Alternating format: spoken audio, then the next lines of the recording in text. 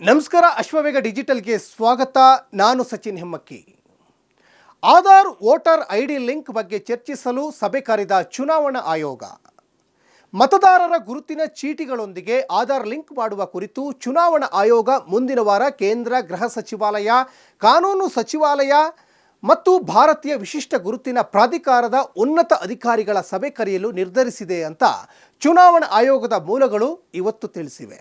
2021ರಲ್ಲಿ ಜನತಾ ಪ್ರಾತಿನಿಧ್ಯ ಕಾಯ್ದೆ 1951ಕ್ಕೆ ತಿದ್ದುಪಡಿ ತಂದು ಮತದಾರರ ಫೋಟೋ ಗುರುತಿನ ಚೀಟಿಯೊಂದಿಗೆ ಆಧಾರ್ ಲಿಂಕ್ ಮಾಡುವುದನ್ನು ಸಕ್ರಿಯಗೊಳಿಸಿದ ನಂತರ ಚುನಾವಣಾ ಆಯೋಗ ಸ್ವಯಂ ಪ್ರೇರಿತವಾಗಿ ಮತದಾರರಿಂದ ಆಧಾರ್ ಸಂಖ್ಯೆಗಳನ್ನು ಸಂಗ್ರಹಿಸಲು ಪ್ರಾರಂಭಿಸಿತ್ತು. ಇಲ್ಲಿಯವರೆಗೂ ಆಯೋಗ ಇನ್ನೂ ಕೂಡ 2 ಡೇಟಾಬೇಸ್ಗಳನ್ನು ಲಿಂಕ್ ಮಾಡಿಲ್ಲ.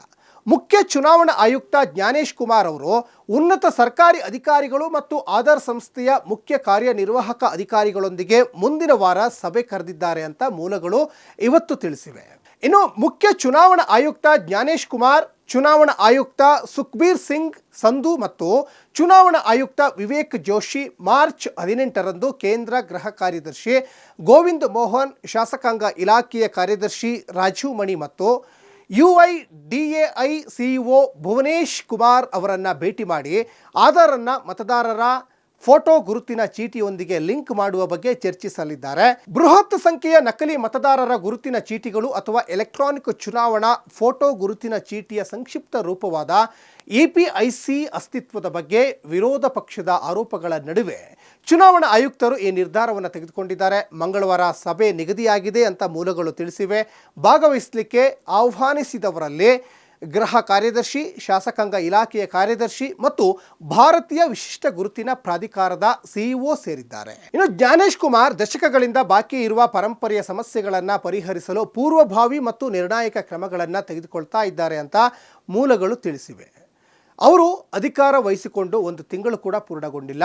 ಹೊಸ ಮುಖ್ಯ ಚುನಾವಣಾ ಆಯುಕ್ತರು ಸುಮಾರು 25 ವರ್ಷಗಳಿಂದ ಬಾಕಿ ಇರುವ ನಕಲಿ ಮತದಾರರ ಗುರುತಿನ ಚೀಟಿ ಸಮಸ್ಯೆಯನ್ನು ಮುಂದಿನ 3 ತಿಂಗಳಲ್ಲಿ ಪರಿಹರಿಸಲು ನೋಡ್ತಾ ಇದ್ದಾರೆ. ಚುನಾವಣಾ ಆಯುಕ್ತರು ಮಾರ್ಚ್ 31ರ ಮೊದಲು ಚುನಾವಣಾ ನೋಂದಣಿ ಅಧಿಕಾರಿಗಳು, ಜಿಲ್ಲಾ ಚುನಾವಣಾ ಅಧಿಕಾರಿಗಳು ಮತ್ತು ಮುಖ್ಯ ಚುನಾವಣಾ ಅಧಿಕಾರಿಗಳ ಮಟ್ಟದಲ್ಲಿ ಸರ್ವಪಕ್ಷ ಸಭೆಗಳನ್ನು ನಡೆಸಲಿದ್ದಾರೆ ಅಂತ ಮೂಲಗಳು ತಿಳಿಸಿವೆ.